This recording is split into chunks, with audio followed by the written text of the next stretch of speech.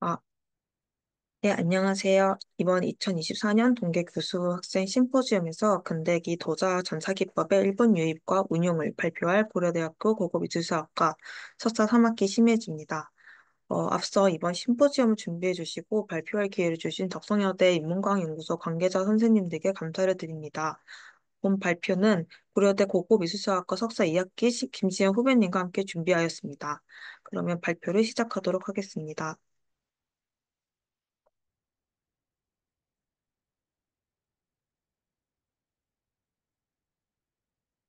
먼저 도자 제작에 있어서 중국과 더불어 한반도는 가장 빠르게 자기소송에 성공하여 선진적인 위치에 있었으나 근대기에 일어난 서양의 산업혁명은 유럽을 도자기 제작 기술의 선두주자로 위치시키게 되었습니다. 도자기는 예로부터 일상용뿐만 아니라 완상, 즉 감상을 위해서도 소비되어 도자의 장식과 문양에도 중요한 부분을 차지하였습니다. 그러한 도자의 장식은 산업혁명에 의해서 도자기가 대량 생산되면서 장식 기술 또한 대량 생산에 맞추어 발전하게 되었습니다. 그 대표적인 기술이 전사기법입니다. 전사 기법은 문양을 복사한다는 개념으로 전사지를 이용하거나 문양에 맞추어 잘라낸 종이나 천을 도자기 표면에 부착하고 안료를 채색하는 기법입니다. 이는 크게 사내전사와 사회전사로 나누어집니다. 사회전사란 건조된 기물에 전사를 한 후 유약을 시음하는 방식이며 상해전사는 재벌된 기물에 전사지를 부착한 후 3차 수성을 하는 방식을 의미합니다. 이런 기술을 통해 일반 대중들에게까지도 장시성이 있는 도자기를 소비할 수 있게 되었습니다. 도자 전사 기법은 유럽 중에서도 영국의 우스터 가마에 의해 최초로 상용화한 것으로 알려졌습니다. 동아시아에서는 자기소송은 가장 늦지만 서양 문물을 일찍이 받아들였던 일본을 필두로 도자 전사 기법이 적용되었습니다. 일본은 메이지 시대 이후 전사 기법을 이용한 도자를 대량 생산하여 다양한 국가로까지 수출하게 되었습니다. 이에 본 발표에서는 전사 기법을 이용한 도자를 전사 도자라고 변명하고자 합니다. 본 발표는 2장에서 도자 전사 기법의 발단을 확인하고 3장에서는 이와 같은 서양의 전사 기법이 일본에 유입되는 과정을 살펴볼 예정입니다. 마지막 4장에서는 일본에서의 전사 도자를 생산할 양상과 일본 전사 도자에 나타난 근대적 도상의 의의를 분석하고자 합니다. 18세기 네덜란드 및 영국 등의 동인도에서는 청아백자와 유상치 자기 등 다양한 중국 자기를 유럽으로 들여왔습니다. 이 당시 유럽에서 중국 자기는 매우 귀하고 값이 비싸 초기에는 일부 부호와 귀족, 왕족만이 사용할 수 있었습니다. 이들 중국 자기는 화려하고 장시성이 강해 유럽 사회에서 큰 열풍을 가져왔으며 수집의 대상이 되었습니다. 이런 중국 도자의 열풍은 유럽 상류층의 저택에서 도자기의 방이 따로 만들어졌을 정도로 엄청난 인기를 이끌었습니다. 이처럼 유럽 내에서는 점차 중국 자기에 대한 수요가 증가했고 무역을 통한 수입만으로는 이런 수요에 맞출 수 없었기 때문에 유럽은 중국 자기를 모방하여 자족하려 했습니다. 18세기 이후 유럽의 여러 도자기 제작소들은 늘어난 수요에 맞추기 위하여 도자기를 대량으로 제작하려 했습니다. 이탈리아 피렌체의 도치아 도자기 제조소의 경우에는 스텐실 기법을 이용하여 대량으로 제작하고자 했으며 이 방법은 원하는 무늬의 모양대로 양피지나 구리판에 구멍을 뚫고 그 위로 안료를 칠하는 방식으로 제작되었습니다. 이외에 프랑스 및 네덜란드 델프트 등의 제조소들도 대량으로 도자기를 제작하고자 했습니다. 특히 델프트 지역은 장인이 트랙이라고 하는 윤곽선을 그린 뒤 겸숙공이 그 나머지 부분을 전부 칠하는 방식으로 분업화하여 대량 생산을 위해 노력하였습니다. 이렇게 전 유럽에서 중국 자기를 모방한 제도소가 우후죽순 생겨나는 가운데 영국은 우스터 가마를 필두로 도자 전사 기법의 상용화에 성공하면서 유럽 도자사의 선구자가 되었습니다. 1750년대 영국에서는 전사기법을 도자기에 적용하려는 시도가 확인됩니다. 초기 도자 전사기법은 배터시, 리버풀, 오스터 이 세 지역을 위주로 이루어집니다. 1750년경 배터시의 요코하우스 공장에서 에나멜 장식품에 전사 기법이 처음으로 활용되었습니다. 이곳에서는 사이먼 프랜시스 라브넷 등 조각가들이 동판에 복잡한 문양과 그림을 새겨 인쇄한 뒤 에나멜 제품에 옮기는 작업을 진행하였습니다. 이 공장에서 생산된 제품은 초상화와 풍경화 등 섬세하고 회화적인 디자인이 특징이었습니다. 배터시 지역은 도자기 제작에 전사 기법을 활용할 수 있다고 할 수 있지만 그 장식이 에나멜 장식에만 한정되어 있고 1753년부터 1756년까지 짧은 기간에만 운영되어 상용화하였다고 볼 수는 없었습니다. 그 후 1752년경 리버풀의 존 세들러와 가이 그린이 도자기 타일에 전사 기법을 적용하면서 기술적 진보를 이루어내게 되는데 이들도 동판으로 종이에 문양을 찍고 이를 타일에 옮기는 방식으로 다량의 타일을 빠르게 생산할 수 있었습니다. 그래서 이들은 1756년에 세들러와 그린에 의해서 6시간 만에 1200개의 타일을 인쇄하였다고 선서하면서 기술적인 성과를 증명하기도 하였습니다. 그러나 리버풀의 기술은 주로 타일과 같은 평평한 표면에 적용되었으며 곡면을 가진 도자기 제품에는 적합하지 않았다는 문제가 있었습니다. 동시기 1752년에 존 월이 브리스틀 도자기 회사를 인수하면서 틀 성형 기술과 코널 지역의 자원을 우스터로 이전시킨 뒤 우스터 가마를 설립하였고 버밍엄에서 파나하로 활동하던 로버트 앤콕이 1756년 이후 우스터 가마로 들어오게 되었습니다. 그는 배터시와 리버풀에서 발전된 기술을 융합하여 도자기의 전서기법을 성공적으로 적용시키는데 동판의 도자기 표면에 맞게 조정하고 산화코발트 안료를 사회 전사하여 대량 생산에 성공시키게 됩니다. 이로 인해 초기 우스터 전사 도자기에는 그의 이니셜 RH가 새겨져 있습니다. 이로써 행콕은 도자기 산업에서 전사 기법을 주요 기술로 자리 잡게 하는데 결정적인 역할을 하였습니다. 이렇게 영국의 전사 기법이 적용된 접시들은 18세기에서 19세기 전반에 대량 생산되며 전 세계로 수출되었습니다. 흥미롭게도 이 시기 영국의 전사도자가 일본에도 하게 되었는데 이것에는 네덜란드의 역할이 있었습니다. 우스터 가마의 영향을 받은 네덜란드는 1840년 영국의 전사 기법을 도입하고자 했고 곧 마스트 리트 페트루스 레구트 가마에서 본격적인 전사도자 생산에 나서게 되었습니다. 한편 일본은 18세기부터 서구 국가 중 유일하게 네덜란드와 교류를 하고 있었으며 나가사키 데지마의 네덜란드 상관을 통해 유럽의 도자기가 들어오게 되었습니다. 이들 유럽의 도자를 일본에서는 아란다야키라고 통칭을 하였고 이때 들어온 도자기 중에는 레구트의 전서 도자뿐만 아니라 영국의 전서 도자도 포함되어 있습니다. 일본에서 도자의 표면을 장식하는 것에 있어서 문양을 붓이나 칼로 장식하는 것 이외에 복사시키는 것을 도자 전사, 도자 인쇄, 인반대 등으로 부르고 있습니다. 특히 인반대 같은 경우에는 가운데 반을 나눌 판자와 널빤지의 판자라는 단어의 차이로 분류를 하게 되는데 전자의 경우에는 도장으로 인해 문양을 복사하는 것으로 볼 수 있으며 이른바 인화와 같은 장식으로 인식할 수 있겠습니다. 후자는 손으로 하는 공정과 반대되는 개념이며 문양을 인쇄, 프린팅한다는 의미로 해석할 수 있습니다. 일본의 에도 시대 곤약 인판에 의한 전사 기법을 시작으로 형지 접폐와 후키즈미로 문양을 복사하여 도자에 적용하였습니다. 곤약 인판은 말 그대로 곤약에 문양을 새기고 안료를 칠한 뒤 도자 표면에 찍어 문양을 복사하는 방식입니다. 형지 접배는 곤약 인판과 같이 기면에 직접 문양이 되는 부분을 복사시키는 것이 아니라 형지를 이용하는 방식입니다. 형지란 문양에 맞게 구멍을 낸 종이로 형지 위에 안료를 칠하면 해당 문양이 복사됩니다. 후키즈미는 형지 접배와 같은 공정이지만 안료를 불어넣는다는 기법으로 아리타의 소메스케 후키즈미 우사기 스키 우사기 몬사라가 대표적인 예시라고 할 수 있겠습니다. 오른쪽에 보이시는 어, 도판은 네, 아리타의 그 후키즈미 방식을 적용한 대표적인 작품입니다. 네. 그리고 형지 접해는 원래 일본 전통의 염직 기법에서 착안해낸 것으로 도자에 적용된 시기는 18세기 이후로 보고 있습니다. 앞서 설명한 것과 같이 동판 전사는 유럽에서 들어온 동판 인쇄 기술을 바탕으로 하여 전사지를 이용하는 공정을 거칩니다.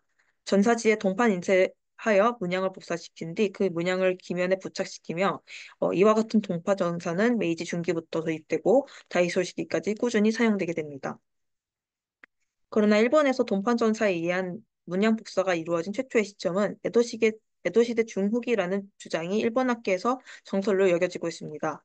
일본 학계에서는 당시에 이미 들어오고 있었던 서구의 동판화나 홍모 동판, 즉 서양 화풍의 동판화, 이것이 곁들어진 아란다 야키와 같은 경질 도기의 아름다움에 매혹되어 촉발된 결과라고 보고 있습니다. 그러나 일본에서 동판전사에 의한 문양 복사가 이루어진 최초의 죄송합니다.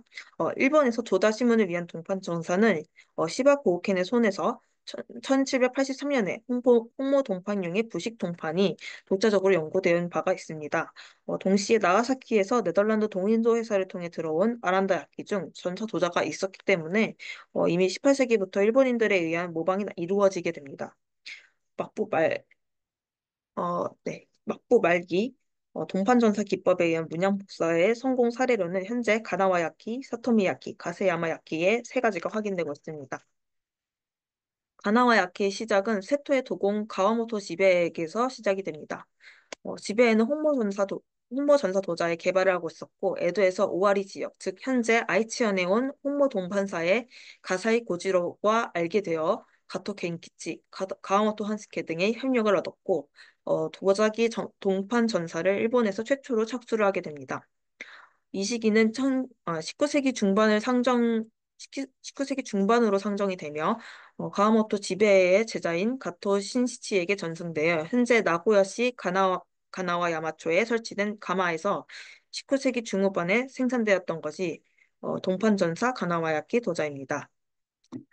또 이 가사이 고지로라는 인물이 가나와 야키에서만 활동하지 않았고 다른 요합지에서도 협업을 하게 되는데 와다 가메 에몬 가문과 미노 즉 현재 기후현에서 동판전사 도자를 제작하게 됩니다.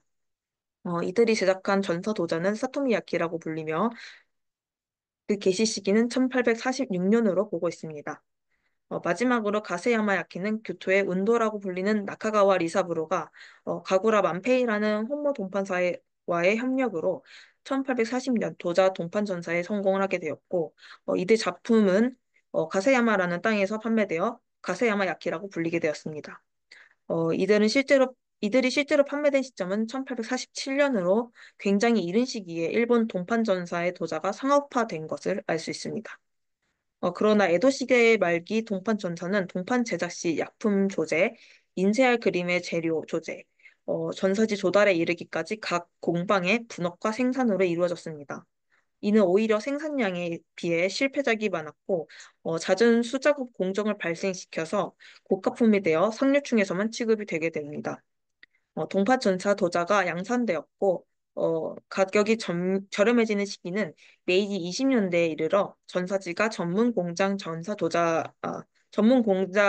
제조되면서부터로 보고 있습니다. 이런 공정상의 문제로 일본이 독자적으로 동판 전사 기술을 개량시킨 것과 메이지 시대에 들어온 서구의 동판 전사 간에는 기술상의 단절이 있었을 것으로 인정되고 있습니다.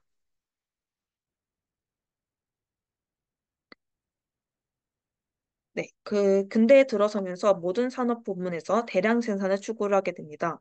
이는 경제적인 면에서도 생산 단가를 낮추고 생산 기간을 단축해야 했으며, 따라서 재래의 도자 생산 공정에서 기계가 점하는 부분이 많은 소위 공업제 수공업 혹은 기계제 대공업 화류를 이끌게 되었습니다. 이처럼 대량 생산을 목표로 하고 기계를 사용하여 제작된 도자기를 산업 도자라고 하고 있습니다. 마찬가지로 도자 장식에 있어서도 대량 생산과 시간 단축이 가능한 전서 기법을 적극적으로 도입하고자 하였습니다. 1887년 이후 일본의 도자 기업은 해외 박람회와 대응하면서 변화하는 경향을 보이고 있습니다. 1893년 근대 일본의 사업가인 오쿠라 마코베는 일본이 대성공을 거뒀던 미국의 시카고 만국 박람회를 시찰하게 되었고 서양 기술의 적극적인 도입이 필요하다는 복귀를 회고록에 남기게 됩니다. 그와 뜻을 같이 하고 의형제처럼 지내고 있었던 상이 모리무라 이치자이모는 일본 내 장인들이 근대 서구 기술을 습득하고 일본 내 국산화를 성공시키는 데 자금을 투자하게 됩니다. 더불어 메이지 신정부 또한 적극적인 근대화를 추진하였고 정부의 농산무성을 통해서 해외 무역 전문가를 양성하게 되었습니다. 이에 아스카이 코지로가 선발이 되었고 유럽에서 도자 원료, 가마 등의 개량과 유약 조합에 관해 연구를 하게 되었습니다. 더불어 중국 열풍에서 일본 취향, 즉 자포니즘으로 열풍이 다시 일게 되었고 유럽 내 일본의 자파를 취급하는 점포가 늘게 되었습니다. 여기에 모리무라 그룹과 같은 일본 부호가들이 상품 협력을 하게 되었고, 이런 상품 협력은 상호 간의 기술적인 지원으로 이어지게 되었습니다. 결론적으로는 모리무라의 이치자임은 모리무라 마고베, 아스카 코지로 등 메이지 시기 인물들을 통해 일본 내 선진 기술의 도입이 이루어지게 됩니다. 결국 일본 도자기 산업은 장인의 공방에서 합리적이며 효율적인 대규모 공장으로 근대의 대량 생산, 대량 판매 시스템에 맞추어지게 됩니다. 근대 들어서 설립된 일본의 대량 생산 도자 공장으로는 나고야 일본 도기 한명회사의 공장, 마스카제 도기 한명회사의 공장과 일본 경질 도기 주식회사 공장 등이 있습니다. 이처럼 만국 박람회는 일본 산업의 근대화에 있어 지대한 영향을 주었고, 이를 계기로 일본에서는 다양한 서양의 문물이 들어오게 되었습니다. 이 중에서 전사기법과 서양 안료는 일본의 근대 산업 도자로의 일부의 중요한 요소가 되었습니다. 서양 안료는 기존에 사용하던 일본의 안료와는 달리 심은했을 때와 소성하고 난 이후의 색감 차이가 거의 없어 더욱 다양한 표현을 가능하게 하였습니다. 신안료인 감청은 프러시안 블루라고도 불리며 핑크색 혹은 장미색을 띠는 쇼엔지 등을 사용하게 되었고, 여기에 더해서 도자 장식 기법의 혁신을 통한 도자기 전면에 장식이 용이해지게 되면서 의장의 폭도 넓어지게 됩니다. 이러한 서양의 선진 문물은 일본 내 각 유업지에 급속도로 보급되게 됩니다. 20세기에는 도자기가 주로 수출품으로도 자리를 잡으면서 도자 장식의 품질의 고급화가 요구되었습니다. 판에 은각으로 그림을 새긴 후 잉크를 은각된 부분에 주입을 해 그 위에 전사지를 찍어내는 동판 인쇄의 경우 은각의 깊이나 잉크의 상태에 따라 일정한 화질을 얻을 수 없었습니다.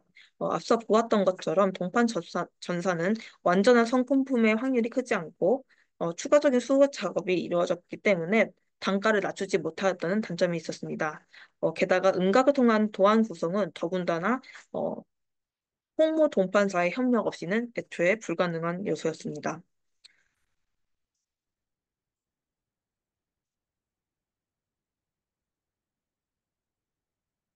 이처럼 추가적인 공정을 줄이기 위해서 요철이 필요한 인쇄에서 평판 인쇄를 전환하게 됩니다. 이런 분위기 속에서 석판 전사가 개발되었는데 서구권에서는 석판 인쇄가 리소그래피라고 불리며 석판 인쇄 메커니즘은 물과 기름이 서로 섞이지 않는 원리를 이용하는 것으로 이 기술은 이미 18세기에 알로이스 제네필러에 의해 발명이 되었습니다. 석판 인체는 산성칼슘이 많은 석회질 판에 질산의 고무액을 칠하는데 이 과정에서 지방산 칼슘이 발생해 물에 녹지 않는 부분이 만들어지게 됩니다. 이에 따라서 유분을 끌어들이는 부분과 물을 흡수하는 부분이 나누어져 문양이 되는 부분을 음각하지 않고도 여러 번 찍어낼 수 있게 됩니다. 석판 인쇄에 사용되는 전사지가 잘 찢어지는 문제가 있어 도자 전사로 실용화된 것은 20세기에 와서야 가능했지만 일본에서는 1905년 오구리 구니지로에 의해서 독일 석판 전사 제로인 젤라틴 가디스를 일본 내에서도 국산화하는 데 성공을 하고 이는 모리무라 그룹을 통해서 구니지로의 기술이 보급될 수 있게 진행을 성공시키게 되었습니다.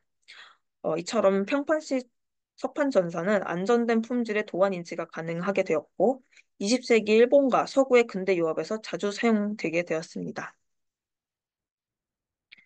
더불어 석탄 가마가 설치되었고 새로운 결합유와 소금유와 같은 인공유약이 발명되면서 석판 전사 기법이나 기계식 물레의 실용화 등 도자 제작 전반에 있어서 근대화가 이루어지게 됩니다. 이런 발전은 생산 공장의 비용을 낮춰줌과 동시에 세계 시장에서의 경쟁력을 확보할 수 있게 해주었습니다. 예시로 마스카제 독일 한 명 회사가 1907년 나고야에 공장을 설립하게 되었고 이곳에서 석판 전사를 도입을 하게 됩니다. 마스카제는 석판 전사를 통해 자기를 제작하고 수출 시장에서 더 높은 가격으로 판매가 되었습니다. 실제로 전사를 이용한 도자는 가치를 쳐주는 품목으로 여겨졌고 마스카제 독일 회사는 자본금 10만 엔의 규모에서 200만 엔으로까지 증액이 되면서 주식회사로도 전환이 되었다고 합니다. 다음으로는 동판 전사와 석판 전사 등의 근대 기술과 다양한 서양 안료의 결합은 유화체 전사뿐만 아니라 중국의 오차와 같은 다세규 상체의 전사까지 가능하게 해주었습니다. 이처럼 다양하고 선명한 색감은 도자기 도안에 있어서 회화성을 극대화하는 요소를 적용을 하였으며 대량 생산까지도 가능했기 때문에 매체성까지도 부여될 수 있었습니다. 이런 전사 도자들은 일용기 외에도 관광가, 박람회, 선풍용기, 판촉물품, 기념품, 심지어는 수출용으로서도 그 사용처를 넓힐 수 있게 되었습니다.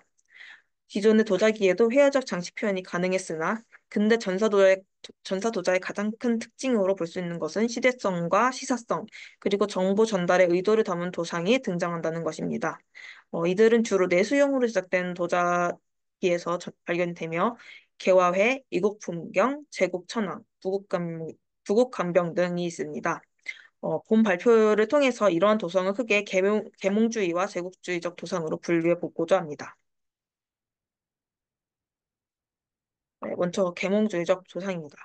1858년 에도 막부 말기에 유럽 5개국에 의한 조약이 맺어지면서 근대 일본인들이 바라보는 외국은 3대양 5대륙으로 넓혀지게 됩니다. 이 당시 일본은 민간에서까지 서구의 과학기술을 받아들이게 되었고 서구 문화와 풍속을 맹목적으로 모방하기까지 하였습니다. 이런 서구 문명이 일본의 뿌리 박히게 된 이유는 아이러니하게도 유럽에 의한 불평등 조약을 개정하고자 하는 의식에 의했던 것입니다. 일본은 불평등 조약을 한시라도 빠르게 개정하여 식민지가 되는 위협을 피하려고 했고, 유럽 제국에게 일본은 문명국이라고 인식을 시켜 열강들과 나란히 서려고 했습니다. 그러기 위해 정치, 군사, 경제, 사회, 문화풍속 전방에 이르는 대변혁이 이루어져야 했고, 그러한 과정에서 식산흥업을 펼쳤던 에도 막부를 뒤이어서 메이지 신정부의 당면 과제는 문화 수준의 향상, 생산의 진흥, 군사력의 강화가 되었습니다. 이를 위해서는 정부의 정책뿐만 아니라 국민들의 인식 개선이 요구가 되면서 웨이지 정부는 문명의 근대화를 알리고 개인의 개발을 유도하려는 내용을 대중들에게 전파하고자 하였습니다. 이런 문명의 근대화는 메이지 초반에 문명개화라는 신조어로 알려지게 되었고 한편 일본의 문명개화 정책은 위에서 아래로의 정책, 계몽 전제주의였기 때문에 도시 위주로 수립이 되고 있었습니다. 따라서 지방에서는 개화의 전파가 다른 방식으로 진행이 되었는데 이런 문명 개화가 지방에서는 신문이나 잡지 혹은 풍속 무판화를 통해서 수용이 되고 있었던 상황이었으나 신문은 일시성이 있었기 때문에 지속적인 인식 개선에 한계가 있었습니다. 메이지 23년 1890년에는 일본의 정부적 차원에서 전국민 문명 개화를 위해 국민 도덕의 근원, 국민 교육의 기본 개념 등 교육 조어를 발표를 하게 되었습니다. 동시에 일본 동판전사 기술의 숙련도 또한 원숙기에 접어들게 되면서 대량 생산이 가능해진 일본의 도자업은 전사 기법을 적용시켜서 지방의 대중들에게까지도 일상용품의 보급과 함께 문명 개화의 메시지 전달을 담당하게 되었습니다. 이들 계몽주의적인 도상으로는 이국풍경, 개화해가 주요 테마가 되고 있습니다. 이국풍경은 말 그대로 서양 국가나 소수민족의 풍경, 건축 혹은 풍습을 그려내고 있습니다. 개화에는 주로 서구에서 들어온 문물과 근트적인 건축물, 할 것 등을 일본에서 새로이 보이던 세상 만물 모두를 표현하고 있습니다. 예를 들면 서양식 건축과 박람회 풍경, 서커스, 동물원, 전망대, 사진 촬영, 기관차, 증기선, 인력차, 시계, 규슈철도 노선도 등이 있습니다. 이들은 서사적이고 정기적이며 민중적이고 만화적인 요소가 나타나는 것이 특징입니다. 이런 계몽주의적인 도상들은 주로 명, 발 등의 기형에 장식되며 윤화영명, 다각면, 도쿠리, 서양식 컵에서도 나타나게 됩니다. 계몽주의적 도상은 거의 모든 기형에서 주문양으로 나타나지만 가끔 보조 문양으로도 나타나는 경향이 있습니다. 다음으로는 제국주의적인 도상에 관해 설명을 드리도록 하겠습니다. 에도 막부 말기 시모노세키 전쟁 이후에 사스마와 조슈변을 중심으로 하여 메이지 정부가 성립이 되었고 이 메이지 정부는 부국간병을 기본 방침으로 국가를 운영하게 되었습니다. 메이지 6년 1873년에는 진병령을 공포하여 20세 이상의 남자를 병적에 올리고 3년간 병역에 복무시키게 되었습니다. 일본은 진병령을 공포한 뒤 청일전쟁, 의화단사병, 러일전쟁, 제1차 세계대전, 만주사변, 중일전쟁, 대동아전쟁 등 여러 전쟁에 참전을 하게 됩니다. 결국 일본이 패전을 하게 되지만 일본은 일본 군부의 정리함과 승리했던 전쟁을 기념하기 위해서 전사도자를 제작을 하게 됩니다. 다이쇼 시대 이후에는 전시 상황에 관한 정보의 통제가 강화가 되었고 이 때문에 전투 장면을 묘사하는 것은 자치를 감추는 경향이 일어나게 되나 그런 와중에도 상해사변의 폭탄 숱한 상용사가 전사도자의 도상으로 활용되어 국민들의 전의를 고양시키고자 했고 전쟁을 정당화하거나 육군을 선정하는 용도로 제작이 되게 됩니다. 이처럼 군국주의와 전쟁 미화를 가능하게 하기 위해서는 일본과 식민지 국민들로 하여금 전쟁의 정당화에 납득할 수 있는 새로운 사상이 필요했는데 그 사상은 바로 일본 천황의 신격화와 신도였습니다. 이를 위해서 메이지 정부는 신도 국교 정책을 밀어붙였고 신도의 정점에는 천황국, 즉 일본의 조상신을 기리는 이세 천황 대신공이 있었습니다. 이로써 메이지, 다이쇼, 쇼와 그리고 패전에 이르기까지 80년간 완전히 천황의 시대가 되었으며 한편 1889년 일본이 동양 최초로 이평군주제 헌법을 공포를 하게 되면서 천황에 관한 조칙을 내리게 됩니다. 이 천황에 관한 조직은 다음과 같습니다.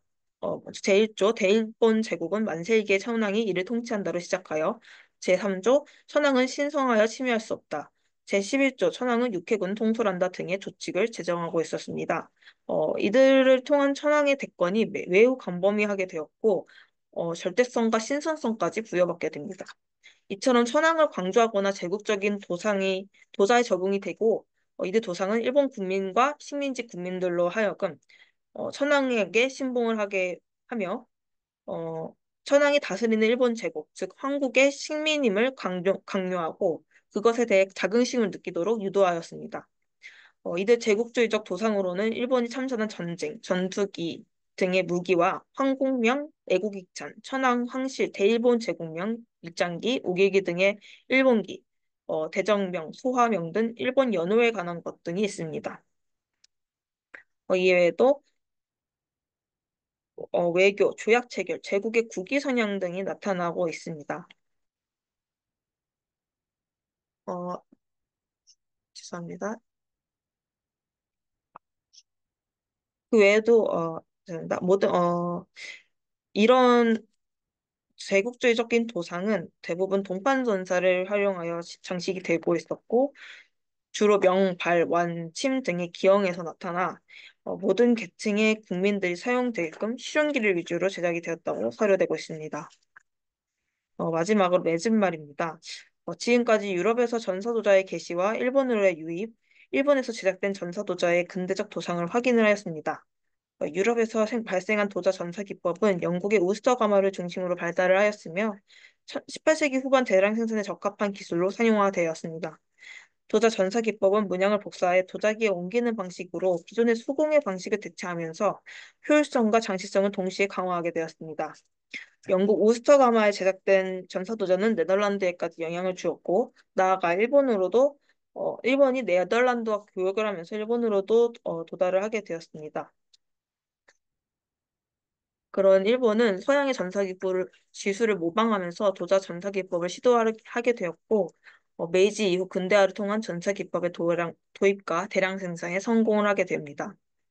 메이지 이후 일본은 서양에서 들어온 새로운 문물을 통해서 일본 도자 기업을 발전시켰고 특히 심은 당시와 소성 색감 차이가 나지 않는 서양 안료와 대량 생산에 적합한 전사 기법으로 도자기 문양의 회화성을 극대화할 수 있었습니다. 이는 영상 매체가 없었던 시대에 대량 생산되는 산업 도자와 전사 기법이 접목되어 도자기가 매체를 대신할 수 있게 해주었습니다. 이처럼 매체성을 띠는 전사 도자는 일본이 전국적으로 문명 계열을 전파하기 위함으로부터 생산이 되었고 이는 근대에 일어난 전쟁과 제국주의의 팽배로 인해 점차 일본이 제국주의에 동참을 하고 전쟁을 정당화하면서 일본 내국인과 식민지인들에게 천황이 충성하게끔 세뇌하기 위한 도구로서 사용이 되게 됩니다. 일본의 대표적인 식민지였던 한반도는 이와 같은 전사도자 매체성에서 가장 강하게 노출되고 있었던 국가였습니다. 특히 일본 경질 독일 주식회사가 부산에 직접 지점을 설치를 하게 되었고 조선인들로 하여금 공출보국, 결전식기 등의 전사도자를 사용하게 하였고 이들 모두 일본 제국과 군부에 충성하라는 의미를 담고 있습니다. 이처럼 서양에서 대량 생산을 위해 개발된 도자 전사 기법이 일본으로 도입이 되고 결국에는 일본 제국주의 정당성을 위한 홍보 매체로 변질된 것을 알 수 있습니다. 반면에 일본에 의해 자원 착출지로 이용되었던 만주에서는 이런 전사 기법을 습득해 오히려 항일 운동을 위한 선전으로 전사 도자를 제작하는 사례가 있어 주목이 됩니다. 본 발표에서는 서양에서 일본으로 유입되는 전사 기법과 일본의 근대적 도상에 주목을 하였습니다. 일본 내에서는 근대기 전사 기법이 각 지역별로 발전되는 경향이 있어서 아직 연구가 진행 중에 있는 분야이기도 합니다. 본 발표에서는 자료의 부족으로 더 자세한 설명을 추가할 수가 없어서 동판 전사와 소판 전사 등 더욱 자세한 기술 도입 과정에 있어 연구가 부족하다는 아쉬움이 남습니다. 앞으로의 연구로는 일본어로의 도자 전사 기법의 유입 과정을 자세히 정리를 하고 일제감정기 일제에 의해 설치된 조선 공예 점수소의 기록을 정리하고 대조하여 근대기 한국의 전사 도자 및 기술이 들어오는 과정을 파악하고 한국 도자의 근대화 과정을 더욱 자세히 다루어 보고자 합니다. 이상 발표를 마치겠습니다. 지금까지 저의 발표를 들어주셔서 감사드립니다.